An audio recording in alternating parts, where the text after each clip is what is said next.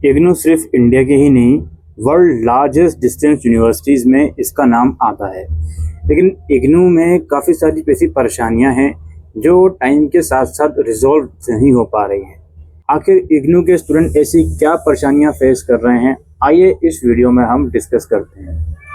सबसे पहला हमारे पास ये आता है, देखो इग्नू के अंदर आप ये चीज़ देख पा रहे होंगे कि हर एक सेशन में इग्नू नया प्रोग्राम लॉन्च कर देता है, चाहे वो डिग्री लेवल प्रोग्राम हो, सर्टिफिकेट या डिप्लोमा लेवल प्रोग्राम हो। सबसे बड़ी परेशानी इग्नू में ये देखने को मिलती है कि जैसे मुझे इग्नू के अंदर एडमिशन लेना है, एडमिशन मैं ले लूँगा, कोई उसमें मसला नहीं है, कोई उसमें दिक्कत नहीं है। अब एडमिशन के बाद इग्नू जो है इंफ्रास्ट्रक्चर की कमी की वजह से या तो उसके स्टडी सेंटर बहुत ही लिमिटेड हो गए हैं या वो क्लासेस जो है वो प्रोवाइड नहीं कर रहा है। कई बार बच्चों को ऑनलाइन क्लासेस प्रोवाइड करवाई जाती हैं और कई बार ये होता है कि बच्चे के एग्ज़ाम नज़दीक आ जाते हैं, इग्नू क्लासेस ही प्रोवाइड नहीं करता। इसकी वजह सिंपल सा रीज़न ये है कि बच्चे इतने सारे हो गए हैं, ऊपर से कोर्सेज इतने ज़्यादा आप लोग इंट्रोड्यूस करते जा रहे हो, लेकिन स्टडी सेंटर्स इंक्रीज़ नहीं हो रहा है, वहाँ के फैकल्टी इंक्रीज़ नहीं हो रहा है, जिसकी वजह से क्लासेस के नाम पर बच्चों को बहुत ही प्रॉब्लम फेस करने को मिलती है। उन्हें क्लासेस ऑनलाइन मिलती है लेकिन वो चाहते हैं कि उन्हें ऑफलाइन क्लासेस मिले और उन्हें क्लासेस मिलती ही नहीं है, ऐसा भी देखने को मिला है। और ये छोटे मोटे स्टडी सेंटर में नहीं, दिल्ली जैसे शहरों के अंदर भी ये चीज़ हो रही है। तो इग्नू को इस चीज़ पर वर्क करने की ज़रूरत है। दूसरी चीज़ स्टूडेंट्स कहते हैं कि भाई री इवेल्युएशन। इग्नू के अंदर जब थ्योरी एग्ज़ाम का रिजल्ट आता है, काफ़ी बच्चे क्लेम करते हैं कि सर हमें जानबूझकर फेल कर दिया गया या कम नंबर दिए गए, हम री इवेल्युएशन क्यों करवाएं। री इवेल्युएशन के लिए इग्नू 750 रुपये चार्ज करता है और बहुत से बच्चों को ये देखे गया है कि री इवेल्युएशन के बाद उनके मार्क्स इम्प्रूव हो जाते हैं। वो अगर फेल थे तो पास हो जाते हैं या कम नंबर थे तो नंबर बढ़ जाते हैं। तो बहुत से बच्चे ये बोलते हैं कि इग्नू पैसा बुलाने के चक्कर में री इवेल्युएशन की सर्विस लेकर आया है। जो बच्चा बहुत अच्छा पेपर लिख कर आता है उसे भी री इवेल्युएशन करवाना पड़ता है सम ऑफ द केसेस में, और इग्नू उससे पैसे बनाता है। और फिर बच्चे इसके साथ साथ ये भी कहते हैं कि इग्नू का सिस्टम कुछ इस तरह का है कि री इवोल्यूशन का जो रिज़ल्ट है काफ़ी लेट आता है।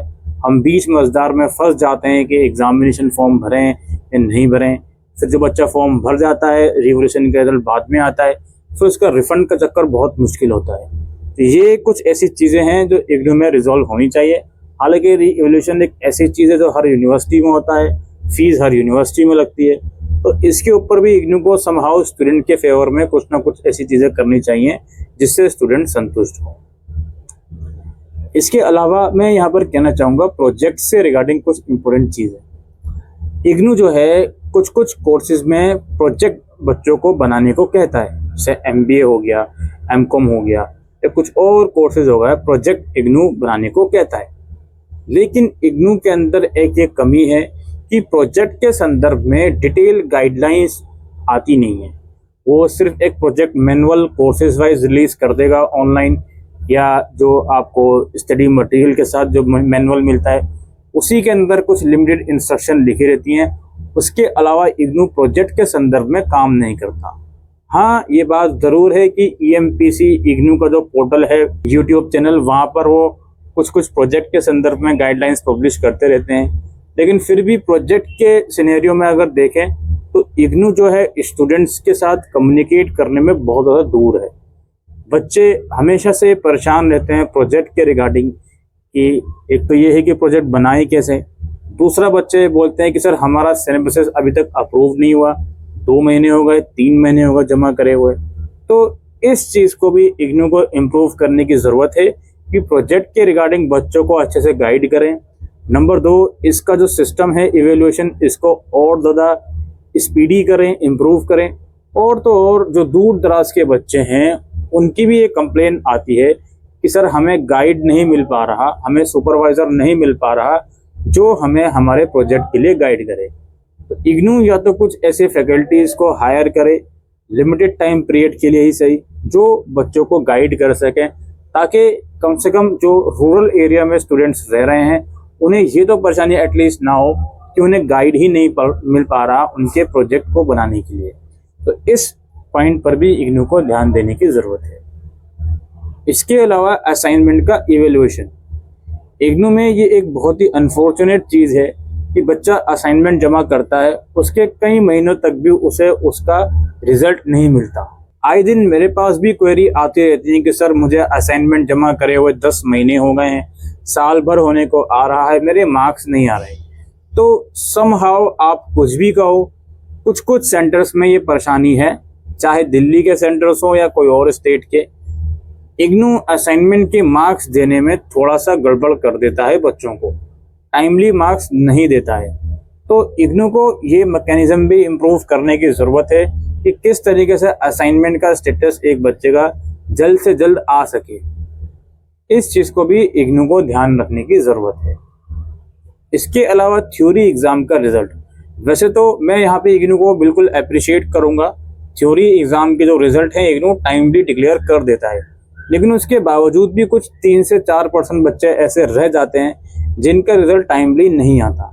तो वो थोड़ा सा गैप इग्नू को फुलफ़िल करना पड़ेगा कि कहाँ पर 5% गड़बड़ी कहाँ हो रही है थ्योरी रिज़ल्ट को टाइमली डिक्लेयर करने में, उसे भी इग्नू को ध्यान में रखने की ज़रूरत है।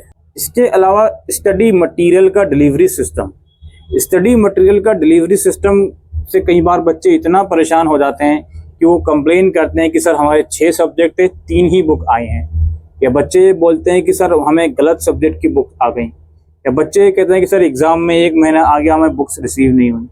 तो ये जो सिस्टम है स्टडी मटेरियल का, इस पर भी इग्नू को काम करने की ज़रूरत है। कई बार ये चीज़ देखी गई है कि बच्चों को यह गाइड करा जाता है।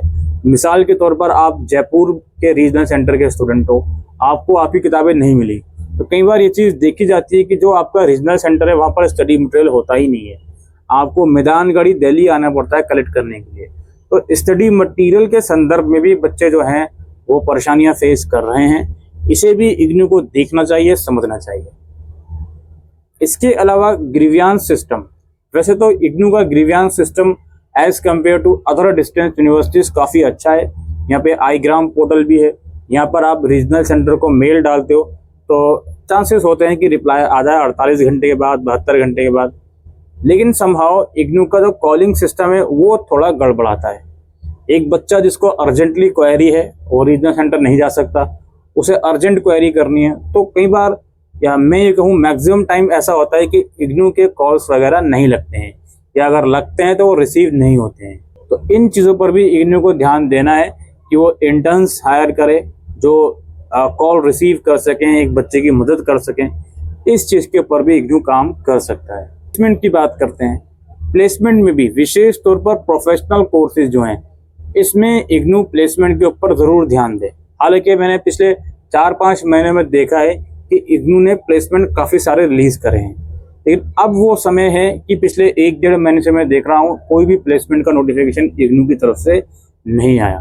तो भाई आई नो ये डिस्टेंस यूनिवर्सिटी है, प्लेसमेंट की गारंटी नहीं देता, लेकिन फिर भी इग्नू को इस चीज़ के ऊपर काम करना चाहिए। जब आपकी यूनिवर्सिटीज़ में इतने सारे मल्टीपल कोर्सेज हैं, इतने सारे बच्चे इनरोल हैं, लाखों बच्चे इनरोल हैं, तो कुछ ना कुछ प्लेसमेंट की जो सेशंस वगैरह हैं वो करवाए जाएँ।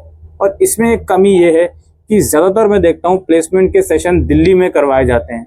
अब जो बच्चा चेन्नई में रह रहा है, जो बच्चा यूपी में है, बिहार में है, उसके स्पेसिफिक सेंटर में प्लेसमेंट नहीं हो रहे हैं। तो वहाँ पर भी कुछ ऐसी सर्विसेज दी जाएं उन बच्चों को, ताकि एटलीस्ट वो बच्चे खुश हो सके कि हाँ जी हमारे सेंटर में भी प्लेसमेंट सेशन हो रहे हैं, हमें दिल्ली जाने की ज़रूरत नहीं है। तो इस चीज़ के ऊपर भी इग्नू को काम करने की ज़रूरत है। ठीक है, तो मुझे ऐसा लगता है कि जो पॉइंट्स थे ये 5-6 मैंने डिस्कस करे हैं, इसके ऊपर इग्नू को स्टिल वर्क करने की ज़रूरत है। आप एज अ स्टूडेंट अपनी तरफ से पोलाइटली अपने रीजनल सेंटर को एक मेल डाल सकते हो अलग अलग प्रॉब्लम्स के रिगार्डिंग जो मैंने डिस्कस करी हैं, चाहे वो स्टडी मटेरियल के रिगार्डिंग हो, चाहे वो रिवोल्यूशन के रिगार्डिंग हो, या क्लासेस वगैरह के रिगार्डिंग हो। आप मेल डाल सकते हो पोलाइटली और उन्हें ये रिक्वेस्ट कर सकते हो कि इस सर्विस को इम्प्रूव करा जाए। आपका मेल डालना एक तरीके से फीडबैक देना ही हो गया इग्नू यूनिवर्सिटी। ऑलराइट, तो उम्मीद करते हैं आपको आज की इस वीडियो में दी गई जानकारी यूजफुल लगी हो, तो इस वीडियो को प्लीज़ शेयर करिएगा। कुछ क्वेरीज हैं तो कमेंट सेक्शन में लिखकर पूछ सकते हैं। Thank you.